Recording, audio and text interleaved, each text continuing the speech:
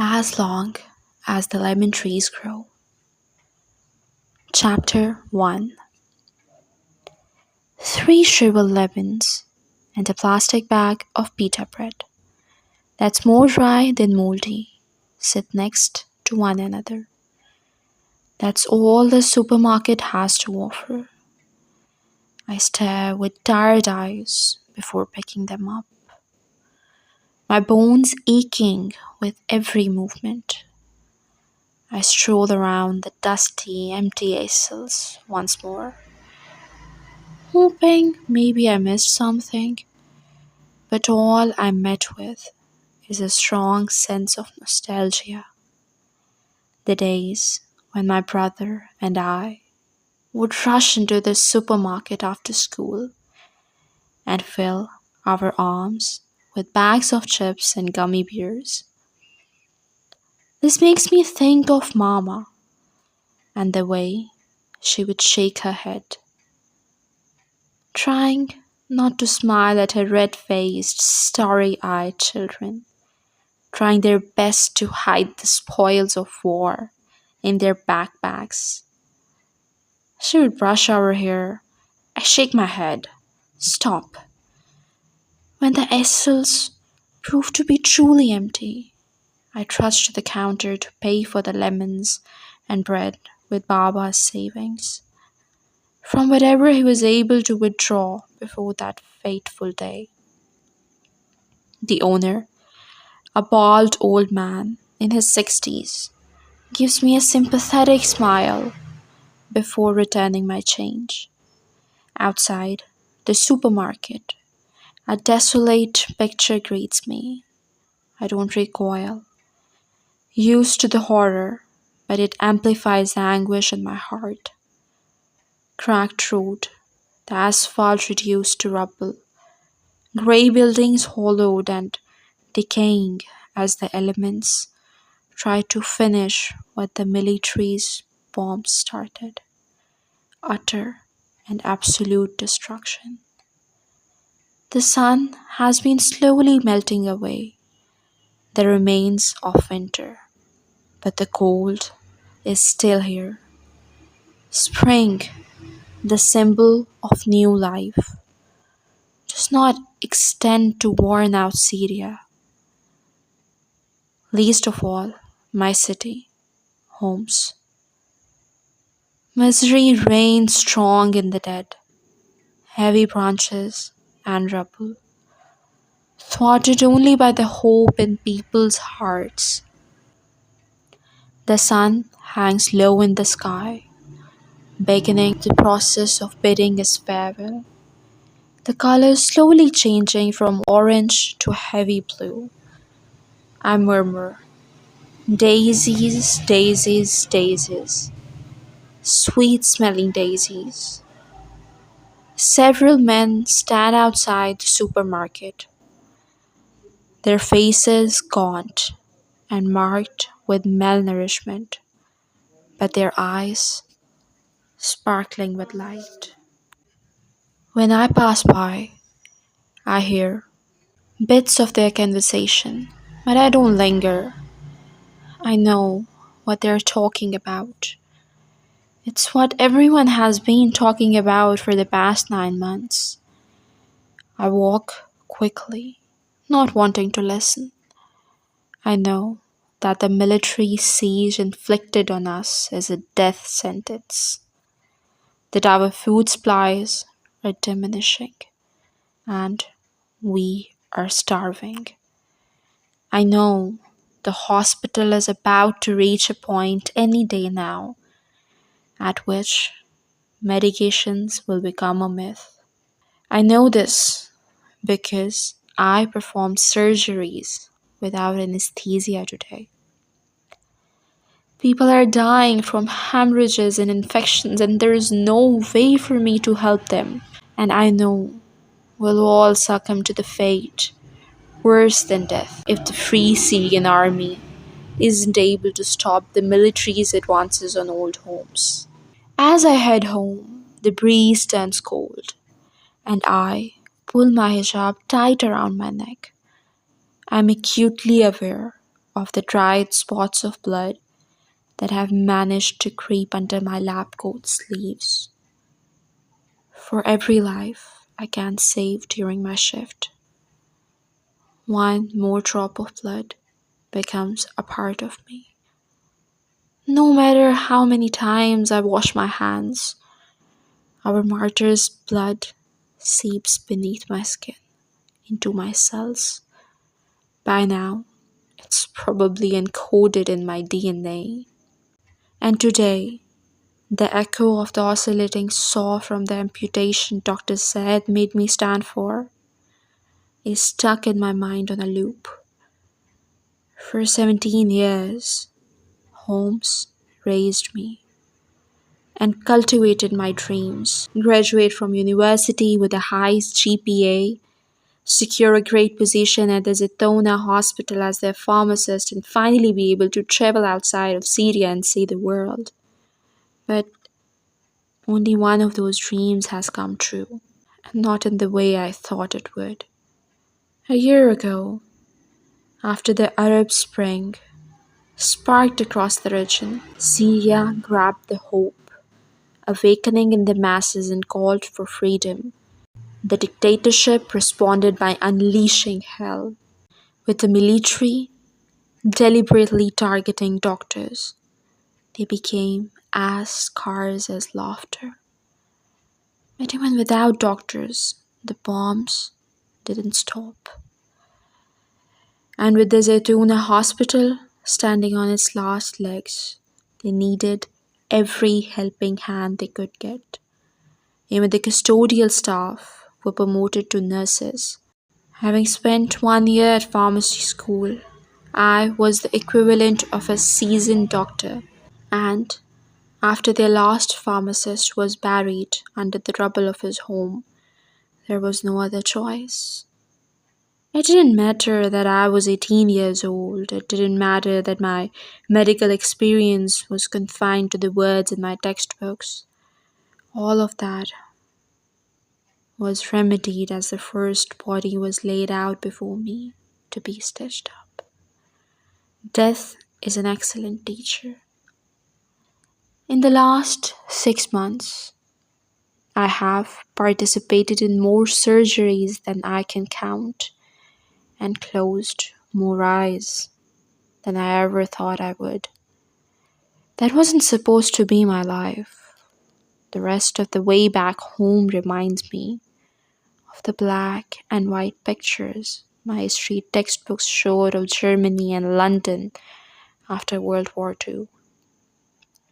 Flattened homes spilling their interior wood and concrete like a perforated intestine, the smell of trees burned to ash. The cold air bites through my lab coat's worn out material, and the harsh touch of it makes me shiver. I murmur, feverfew, they look like daisies, trades, fevers, and arthritis. Feverfew, feverfew, feverfew.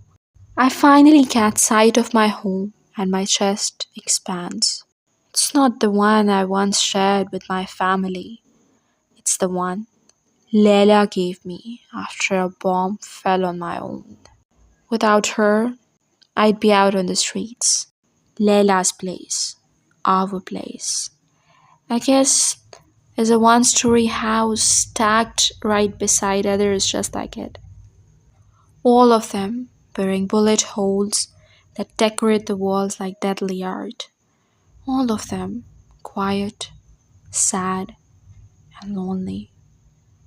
Our neighborhood is one of the last where homes are still mostly intact.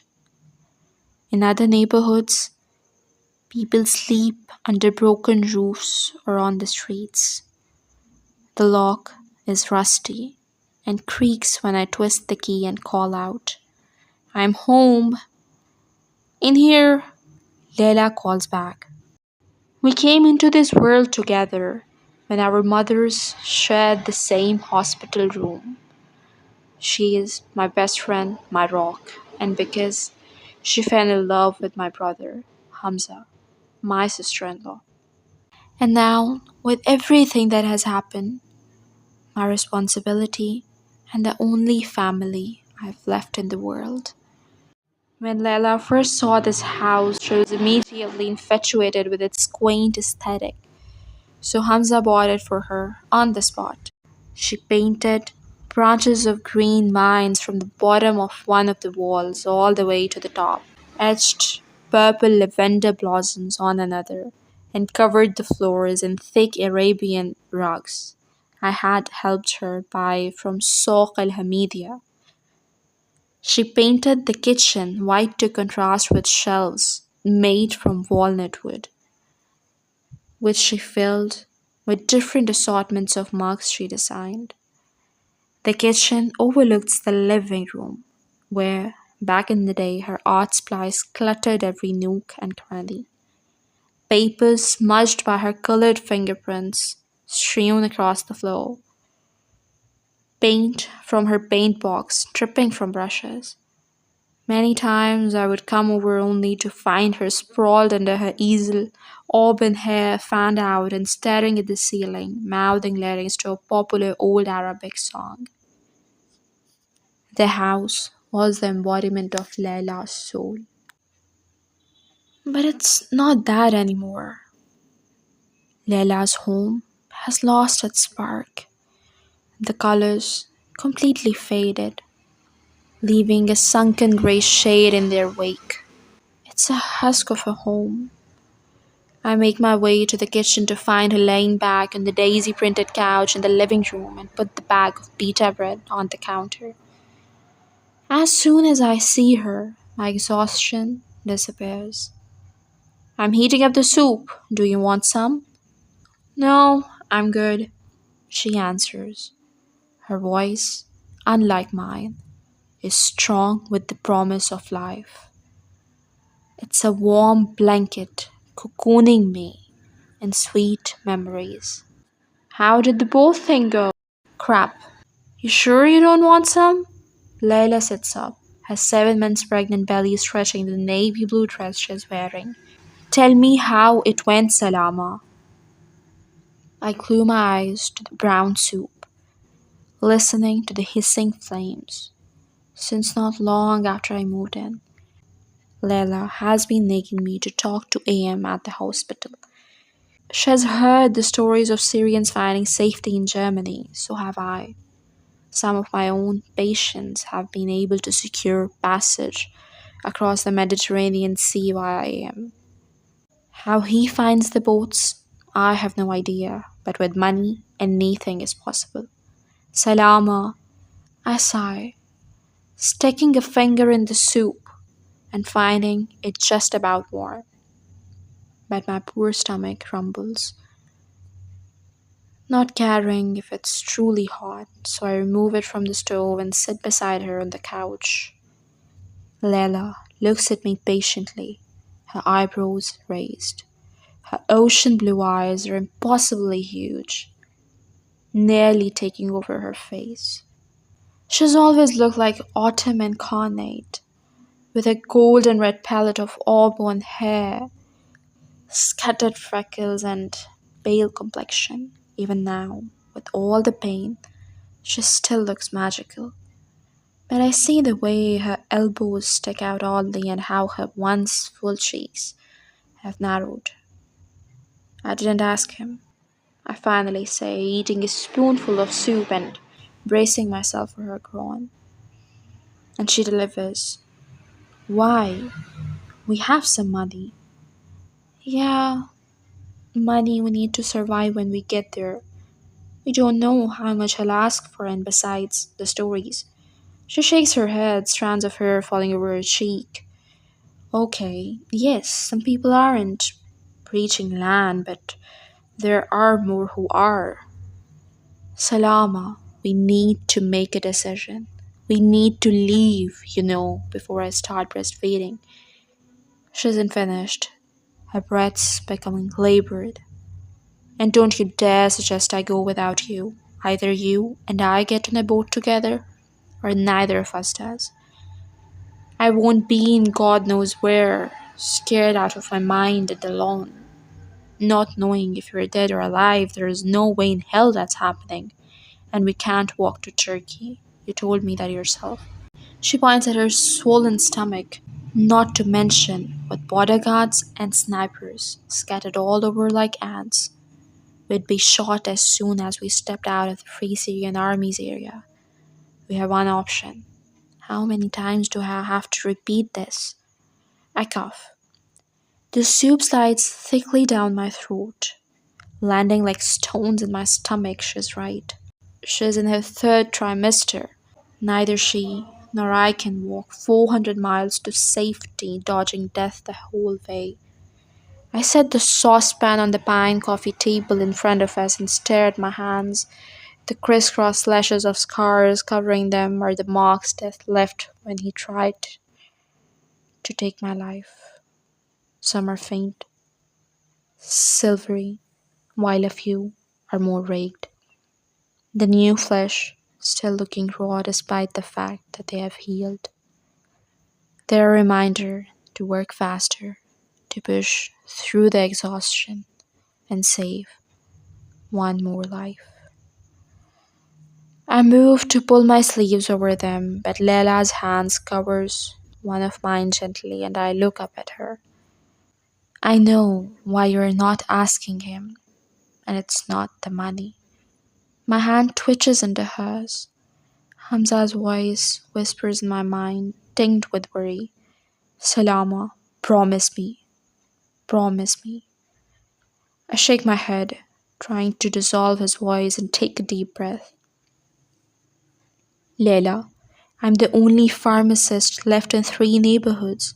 If I leave, who will help them? The crying children, the sniper victims, the wounded men. She clutches her dress tightly. I know, but I am not sacrificing you. I open my mouth to say something, but stop when she winces, squeezing her eyes shut. Is the baby kicking? I immediately ask, and she closes her. Even though I try not to let the worry escape, it does. With the siege, prenatal vitamins are scarce and checkups are limited. A bit, she admits. Does it hurt? No, just uncomfortable. Is there anything I can do? She shakes her head. I am fine. Okay, I can hear you lying a mile away. Turn around, I say, and she laughs before doing so. I work through the stress knots in her shoulders until I feel the tension draining away from her.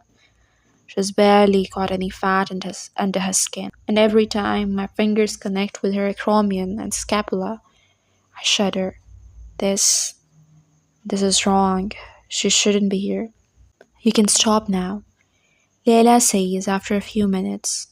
She flashes me a grateful smile. Thank you. I try to return it. It's the pharmacist in me, you know. The need to take care of you is in my bones. I know. I bend down and put my hands on her stomach, feeling the baby push back a bit. I love you, baby, but you have to stop hurting your mama. She needs to sleep, I coo. Lila's smile deepens and she pats my cheek. You're too adorable for your own good, Salama. One of these days, someone will snatch you up and take you far away from me. Marriage? In this economy? I say and snort, thinking of the last time Mama told me we were having an auntie and her son over for coffee. Funny enough, they never made it. The uprising happened that same day, but I remember being giddy about that visit, at the prospect of falling in love. Looking back now, it feels as if I'm watching a different girl, one who wears my face and speaks with my voice.